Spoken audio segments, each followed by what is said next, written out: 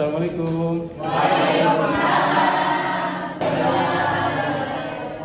Ya, tentunya kita senantiasa bersyukur pada Allah ya.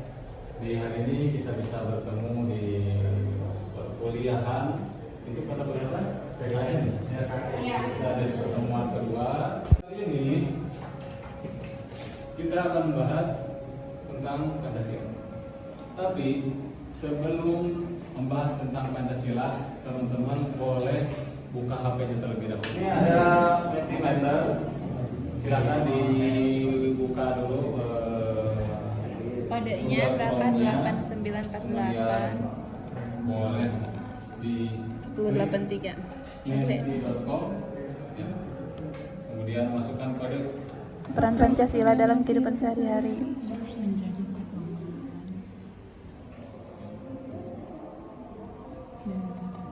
Nanti akan kita lihat hasilnya seperti apa ya.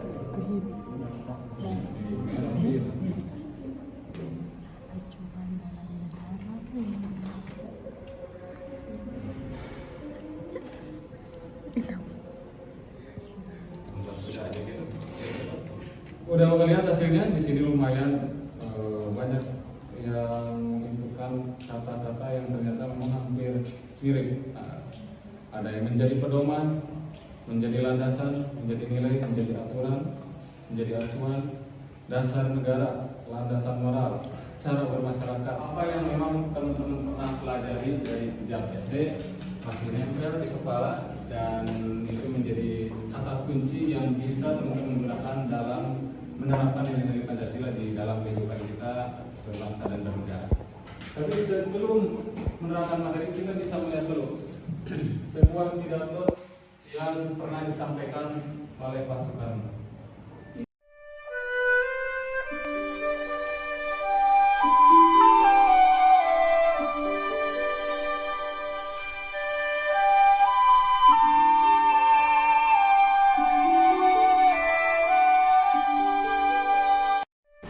Bahwa Pancasila itu adalah benar-benar satu dasar yang dinamis, satu dasar yang benar-benar dapat menghimpun segenap tenaga rakyat Indonesia, satu dasar yang benar-benar bisa mempersatukan rakyat Indonesia itu untuk bukan saja mencetuskan revolusi, tetapi juga mengakhiri revolusi ini dengan hasil yang baik. Maka aku adalah sebenarnya utusan, wakil daripada revolusi Indonesia. Revolusi Indonesia ini bukan revolusi Soekarno, tetapi revolusi daripada seluruh rakyat Indonesia, dari Sabang sampai Merauke.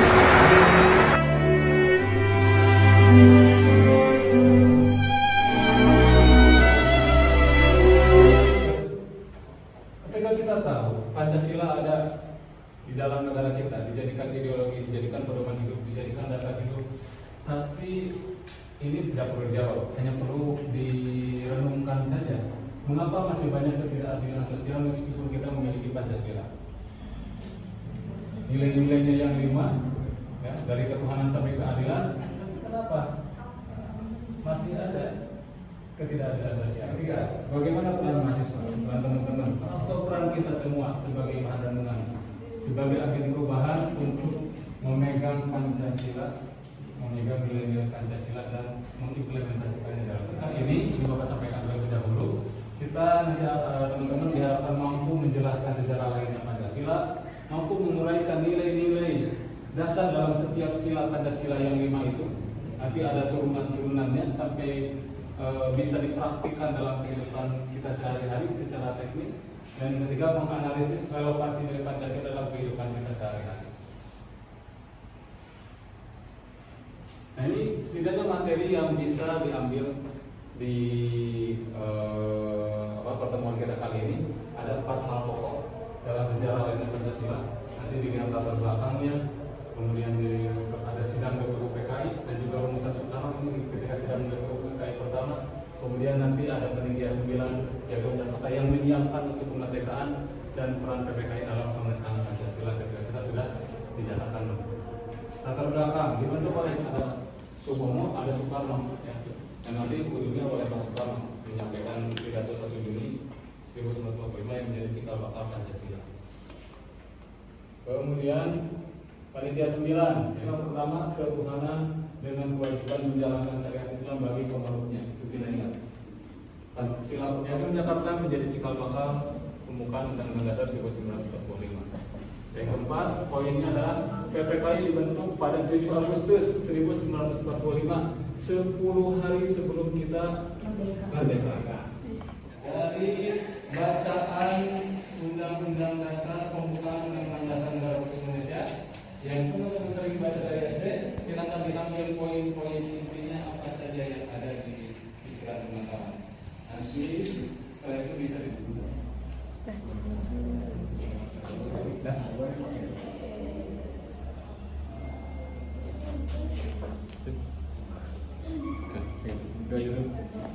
Baik, setelah masing-masing menuliskan poin-poin terkait undang-undang pembukaan Undang-Undang Dasar Negara Republik Indonesia 1945, sekarang kita akan berdiskusi dengan bekal tadi ya, poin-poin yang tadi.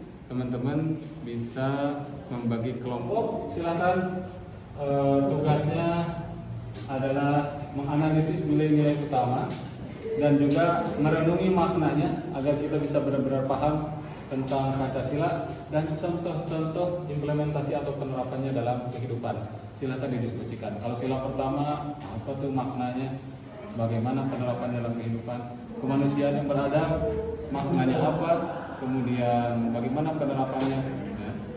Insyaallah teman-teman mudah-mudahan bisa berdiskusi lebih mendalam sehingga bisa sadar akan pentingnya menerapkan nilai-nilai Pancasila dalam kehidupan. Silakan kita beri waktu beberapa menit ke depan untuk diskusi. Ya, nanti Bapak akan coba mengecek hasil diskusi.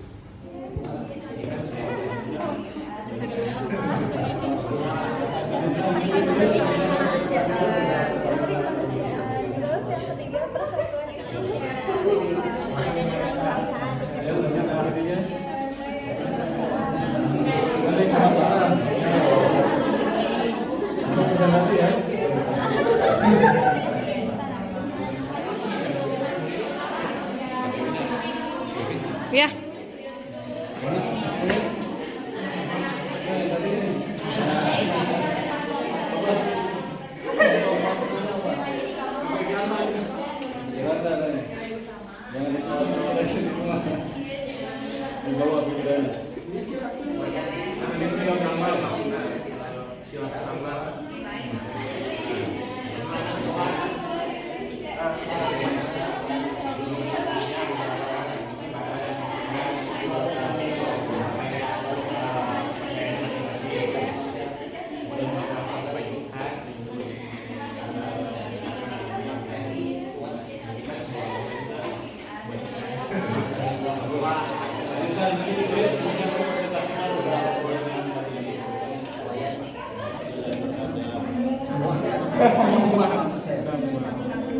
Menghargai hak umum, mengutamakan hak umum di atas kepentingan pribadi, kepentingan umum dan kepentingan pribadi ya. Silakan kedua. Ini sama nilai ketiga pasti kemanusiaan.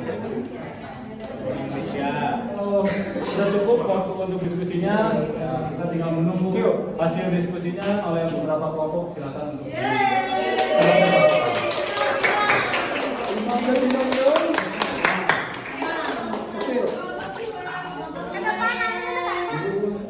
Assalamualaikum warahmatullahi wabarakatuh.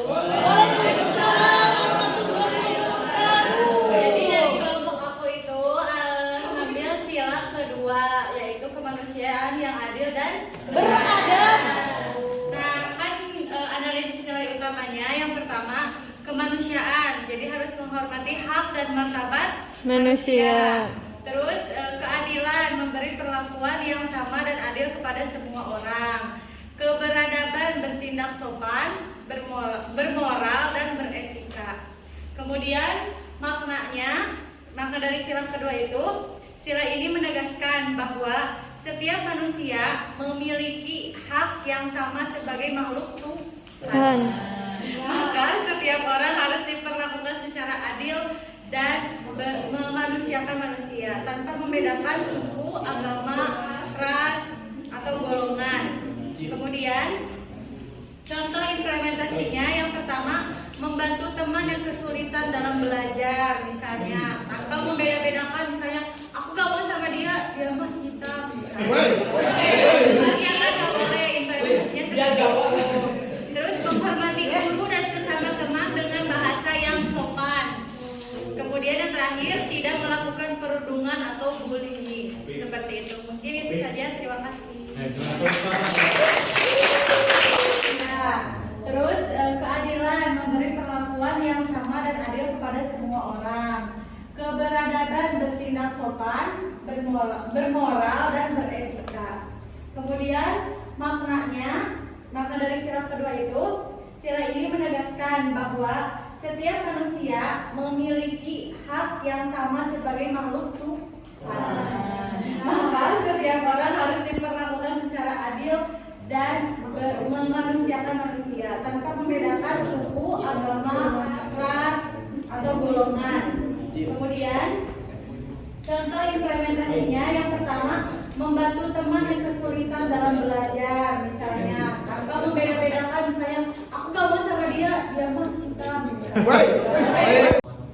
Ya itulah nilai dari sila kedua ya, yang beradab, di mana manusia itu semuanya memiliki martabat yang sama, derajat yang sama, tidak dibedakan pada hal apapun, tidak dibedakan pada kulitnya, rasnya, asal usulnya dan lain sebagainya. Semuanya memiliki hak yang sama ya, di depan hukum, di depan lebih lagi dari hadapan Allah Subhanahu Wa Taala, semuanya sama kecuali ketakwaannya.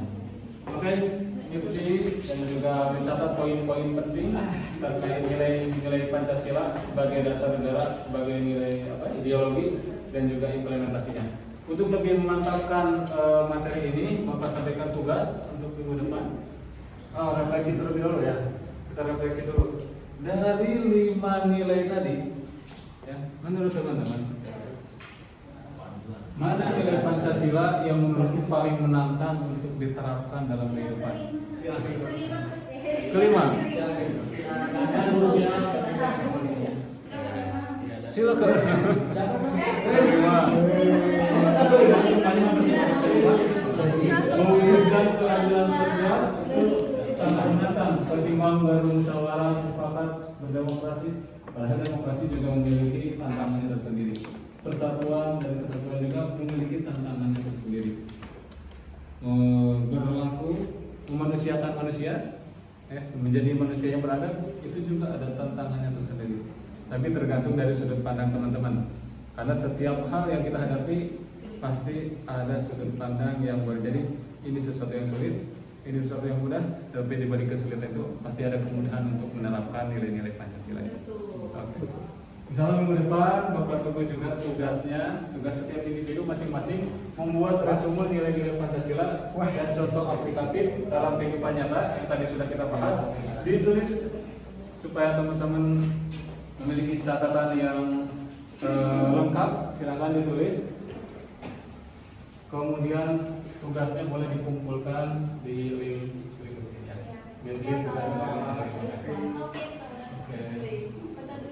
Dan ini aspek penilaiannya, kriteria penilaiannya. Kalau nanti bisa dibaca sama-sama. Ini memang KPT-nya dibacakan kan? Ya. Oke. Kesimpulannya di pertemuan kali ini, lahirnya Pancasila melalui proses panjang dan melibatkan banyak tokoh bangsa, bukan perorangan. Yang kedua, proses tersebut mencerminkan semangat persatuan dan keberagaman, di mana negara kita ini terdiri dari banyak suku, bangsa, agama pun juga banyak. Yang ketiga, Pancasila merupakan hasil konsensus nasional dan menjadi dasar ideologi sebangsa Indonesia. Mudah-mudahan kita semua senantiasa menjadi warga negara yang baik yang mampu menerapkan secara aplikatif nilai-nilai Pancasila. Mungkin itu saja pertemuan kita kali ini.